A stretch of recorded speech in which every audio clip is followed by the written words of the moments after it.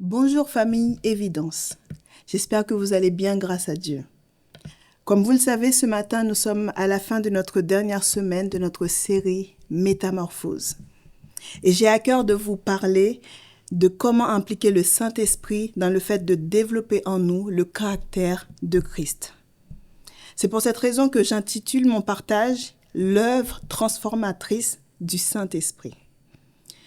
En fait, j'aimerais que nous méditions ensemble sur cette aspiration profonde qui habite chacun de nos cœurs de disciples de Jésus.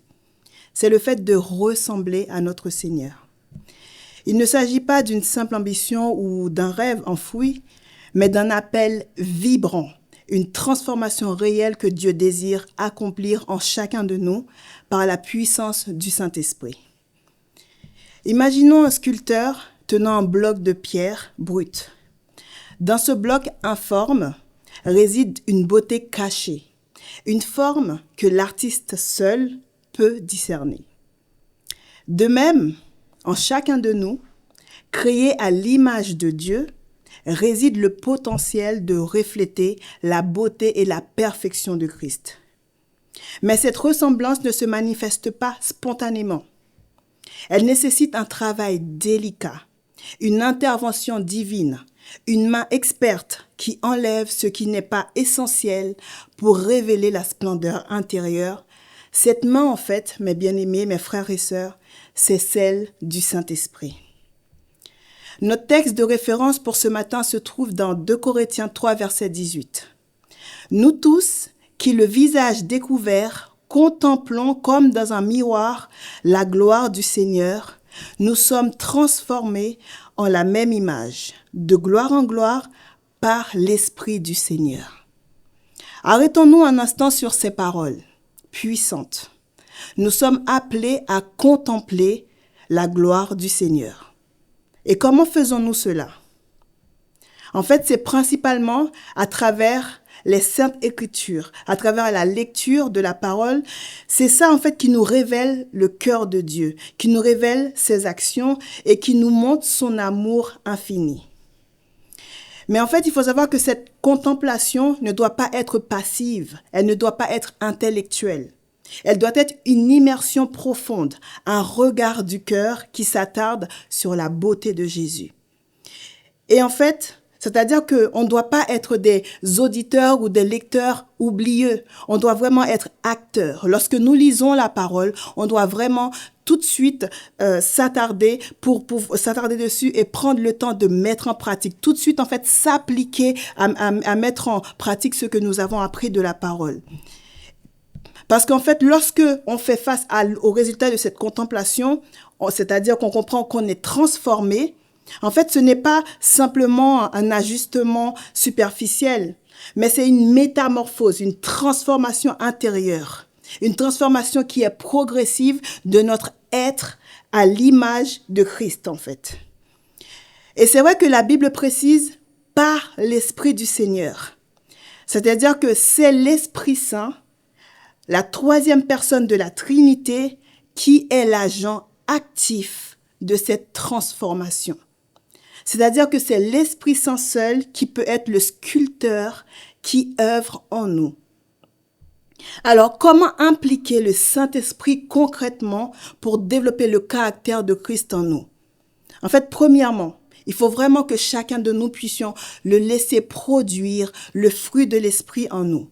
Galates 5, versets 22-23, nous offre une magnifique palette de traits de caractère de Christ. Bien sûr, ce passage nous parle de l'amour, de la joie, de la paix, de la patience, de la bonté, de la bienveillance, de la fidélité, de la douceur, de la maîtrise de soi. On sait très bien que ces vertus, en fait, on ne pourra pas les produire par nos propres forces. On ne pourra pas les produire par nos propres efforts. Mais en fait, c'est tout simplement le résultat de la présence et de l'œuvre du Saint-Esprit en chacun de nous, en fait.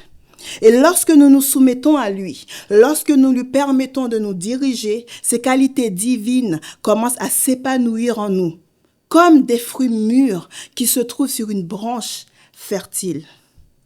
Et deuxièmement, en fait, il faut vraiment croire que le Saint-Esprit nous donne la puissance de vivre à la hauteur de ce que Dieu nous appelle à faire. En fait, nous connaissons tous nos faiblesses, nous connaissons nos tendances pécheresses, nous connaissons les aspects de notre caractère qui sont loin de refléter la perfection de Christ.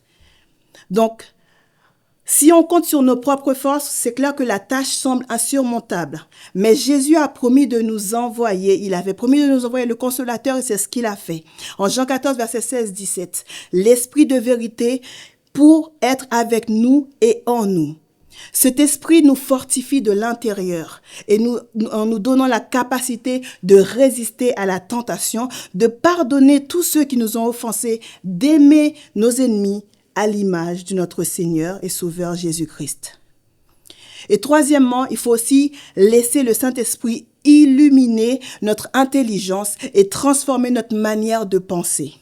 Le caractère de Christ est profondément lié à la vision du monde, à ses valeurs, à sa compréhension de la volonté de Dieu son Père. Le Saint-Esprit ouvre nos yeux spirituels pour comprendre les Écritures, pour saisir la profondeur de l'amour de Dieu et la sagesse de ses voies. Il renouvelle notre esprit selon Romains 12, verset 2, nous aidant à penser comme Christ, à avoir ses priorités, à discerner ce qui est véritablement important aux yeux de Dieu. Et quatrièmement, il faut aussi laisser le Saint-Esprit nous unir au corps de Christ. L'Église, en fait, qui est cette communauté de croyants, est vraiment le laboratoire où notre caractère chrétien se forge et se manifeste. Parce que le Saint-Esprit nous rassemble, nous donne des dons spirituels variés qui se complètent et nous appelle à nous aimer, à nous servir les uns les autres. C'est dans nos interactions fraternelles, dans le soutien mutuel, dans la confrontation aimante que nous apprenons à manifester la patience, que nous apprenons à manifester la tolérance, la compassion de Christ. Nous avons besoin les uns des autres pour grandir à la ressemblance de Christ. Alors, mes frères et sœurs, quelle est notre part en fait dans cette œuvre de transformation du Saint-Esprit? Car oui, le Saint-Esprit est à l'œuvre, mais il attend notre coopération. Comment coopérer avec lui? Comment l'impliquer réellement dans notre désir de plus manifester Christ en fait tous les jours? Dans un premier temps, il faut lui ouvrir nos cœurs dans la prière. Il faut prier avec sincérité, en reconnaissant notre besoin de sa puissance et de sa direction. Il faut lui demander de sonder nos cœurs, de nous révéler les domaines où nous devons grandir et de nous donner la force de changer. Il faut aussi nous nourrir de la parole de Dieu. Il faut passer plus de temps dans la lecture et la méditation de la parole de Dieu. Comme ça, on va laisser la vérité de Dieu nous pénétrer nos cœurs et transformer nos pensées. Il faut aussi être obéissant aux différentes impulsions en fait du Saint-Esprit. Parce que le Saint-Esprit nous parle souvent par une douce conviction intérieure. Soyons sensibles à sa voix et ayons le courage de suivre ses directives, même lorsque cela nous demande de sortir de notre zone de confort. Il faut bien sûr cultiver une relation intime avec Dieu, en passant plus de temps dans sa présence, dans l'adoration et la louange. Plus nous demeurons en lui, plus nous serons remplis de son esprit et plus nous reflèterons sa nature. Et bien sûr, il faut aussi rechercher la communion fraternelle. En nous engageant activement dans la vie de l'Église, aimons-nous les uns les autres, pardonnons-nous mutuellement et encourageons-nous sur le chemin de la foi. Pour conclure, pour développer le caractère de Christ, en fait, ce n'est pas une course rapide, ce n'est pas une marche, mais plutôt une marche progressive, un voyage de toute une vie. Il y aura des moments de découragement, bien sûr, des moments de chute, des moments où nous aurons l'impression de stagner. Mais souvenons-nous de la promesse. Celui qui a commencé cette belle œuvre en vous l'amènera à la perfection pour le jour de Jésus-Christ. Alors ce matin, je nous lance à tous un défi, à moi aussi premièrement. Il faut vraiment que nous puissions ouvrir nos cœurs au Saint-Esprit. Laissons-le être le sculpteur de nos âmes, contemplant la gloire de Christ et permettons au Saint-Esprit de nous transformer de gloire en gloire jusqu'à ce que nous portions pleinement l'image de notre Sauveur. Que Dieu vous bénisse et à dimanche si Dieu veut. Soyez bénis.